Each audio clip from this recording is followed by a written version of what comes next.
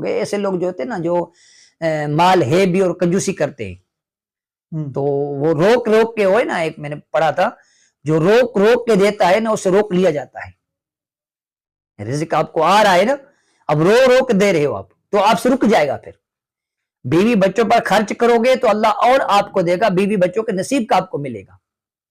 آپ اس کا تجربہ یوں کسی سے پوچھ لیں کہ جس کے بیوی بچے اس کے ساتھ تھے وہ خرچ کر رہا تھا بیوی بچوں پر، اور پھر جب بیوی بچوں کو دینا چھوڑ دیا، بیوی بچوں کو چھوڑ دیا، اس دونوں کے حالات آپ دیکھ لیں